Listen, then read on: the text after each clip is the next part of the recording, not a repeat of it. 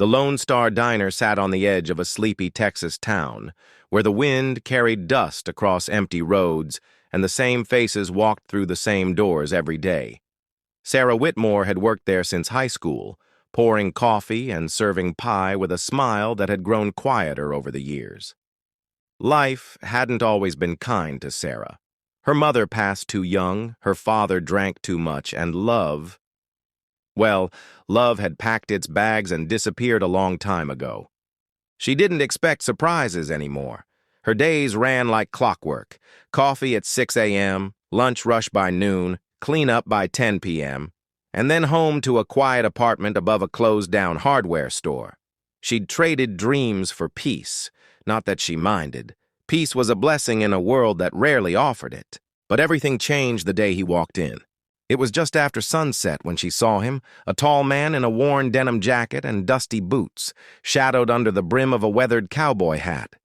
He moved slow, like someone who wasn't in a hurry to get anywhere. Without a word, he slid into the corner booth near the jukebox, removed his hat, and rested his calloused hands on the table. "Coffee?" Sarah asked, her pen already poised. He nodded once. "Black." His voice was low, like a rumble of distant thunder, and there was a heaviness in it that caught her off guard. Something about him felt different. Not dangerous, but distant, like someone who had been living out on the edge of the world for a while. She brought his coffee, and for a moment their eyes met. His were a stormy blue, quiet but tired. He gave her a polite nod, then looked away. No small talk, no smile. Just stillness. He came back the next evening. Same booth, same coffee, same silence. And the next night, and the one after that, the locals started whispering. "Who's the cowboy in the corner? Think he's a drifter? Maybe a bounty hunter?" Sarah didn't listen much to gossip, but she did pay attention. He always came after sundown, always sat alone, always tipped well and left before closing. No phone, no friends, just him and his coffee. Sometimes Sarah would catch him looking out the window like he was watching for something. Or someone. One night, a group of oil field workers came in, rowdy and loud. One of them, half drunk and full of himself, started flirting with Sarah, leaning in too close. She smiled politely, stepped back, and said, "You've had enough for tonight, buddy." But he didn't take the hint. Before she could say another word, the man in the corner stood up. Quietly. Calmly. He didn't yell. He didn't raise a fist. He just walked over and placed a firm hand on the table between them. "That's enough," he said. His voice was even, but it carried weight. The drunk looked up, laughed nervously, and backed down without a fight. The stranger returned to his booth, finished his coffee, and left without a word. Sarah watched him walk out into the night, wondering again who he really was. The next evening, when he came in, she brought his coffee without asking. "Thanks," he said. "You always this quiet?" she asked, trying to sound casual. He looked at her, and for the first time he almost smiled. Almost. Only when I've got nothing worth saying. She sat across from him for just a moment, curious. "You got a name?" He hesitated. Jack Carson." "Nice to meet you, Jack." He nodded. "You too. Sarah, right?" She blinked. He'd never asked her name, but somehow he already knew it. "Yeah," she said, "and that's right." Something about the way he said it made her feel seen. Not just looked at, but seen. Like he wasn't just passing through, like he noticed more than he let on. As the days went by, Jack became part of the diner's rhythm. He didn't talk much, but he started to open up, just a little. He asked about the town, about the people, about Sarah's favorite kind of pie. He still didn't share much about himself, but Sarah could tell. He was carrying something heavy. A sadness that didn't come from just being alone. A man doesn't look like that unless he's lost something he can't replace. Once, late at night when the diner was nearly empty, she asked him, "You ever stay in one place long?" He sipped his coffee, eyes fixed on the window. "Not lately." "Running from something?" He looked at her then, really looked, and said quietly, "Maybe. Or maybe I'm just trying to remember what peace feels like." Sarah didn't push. She didn't have to. She understood more than she let on. She too had been running, not across states but across years. She knew the weight of grief, the silence that came when love was gone. Maybe that's why she felt drawn to him. Jack Carson wasn't just a stranger anymore. He was becoming a mystery she didn't want to solve, just understand. And maybe, just maybe, he was starting to feel the same. The nights got cooler as fall settled into the small Texas town, and the leaves outside the Lonestar diner turned a dusty orange. Jack Carson kept coming in, same booth, same coffee, but something had changed. He wasn't just a stranger anymore. Sarah started saving his favorite pie for the end of her shift. He'd walk her to her car if she stayed late. They never said much, but in the quiet, something soft and real began to bloom. It wasn't romance, not yet, but it was something that mattered, something that felt like healing. But Jack was still holding back. One Thursday evening, it happened. A black Escalade pulled into the diner's gravel lot. It stood out, too clean, too polished. Two men in suits stepped out. They scanned the place like they didn't belong there because they didn't. When they saw Jack, they straightened up. "Mr. Carson," one of them said with a tight nod, "the board needs your signature on the McKinley lease. We've been trying to reach you." The whole diner went silent. Jack didn't move.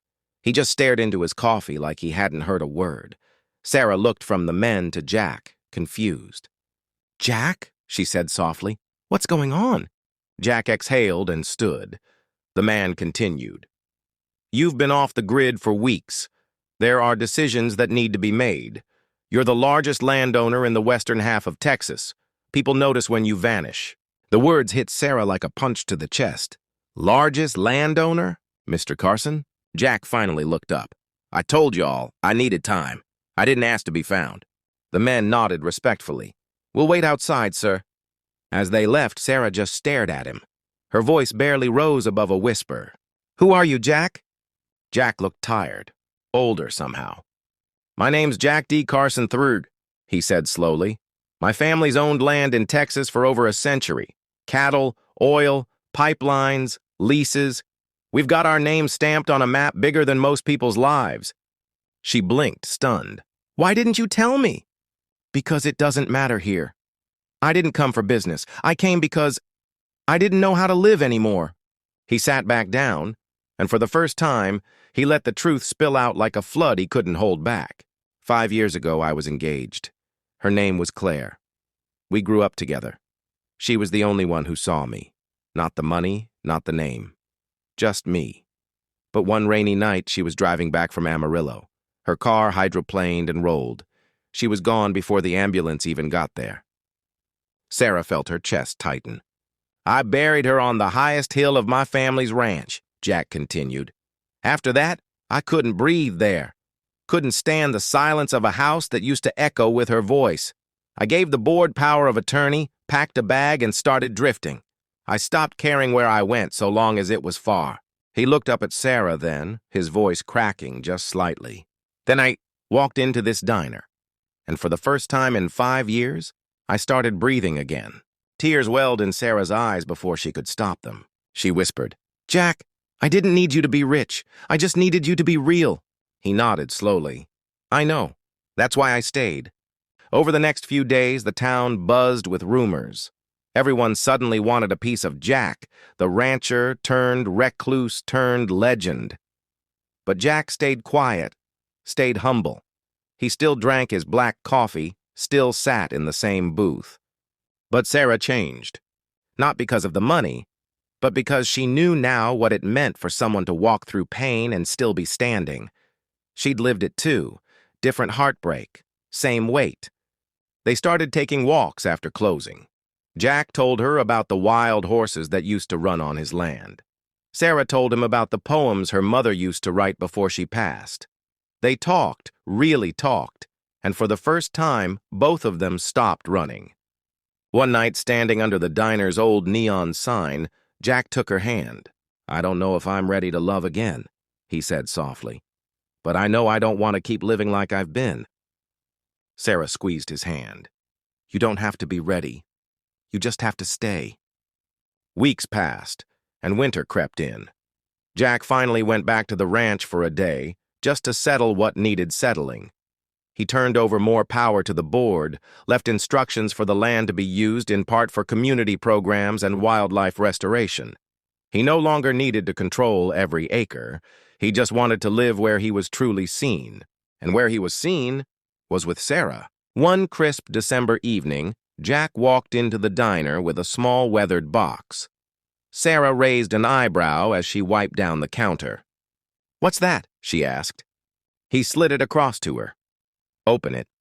Inside was a simple gold pendant, not flashy, not new, but engraved with 2 words, "Still here." Her eyes brimmed with tears. "I thought about buying something fancy," he said, smiling gently, "but I wanted you to have something real. This belonged to my grandmother. She gave it to my granddad during the war, said, 'As long as you're still here, we've got everything we need.'" Sarah laughed through tears. "Well, we are still here, aren't we?" He nodded. "Still here, still standing, and maybe still learning how to love." Epilogue. A year later, the Lonestar Diner added a new item to the menu, Jack's Brew, strong black coffee with just a hint of cinnamon. Sarah ran the place now, and Jack worked part-time managing a small ranch nearby, where they took in abandoned horses and taught kids how to ride. They didn't live a fancy life, but they lived a full one, together, because sometimes love doesn't come riding in with fireworks and flowers. Sometimes it walks through the door, dusty and quiet, with a past full of pain and a future waiting to be.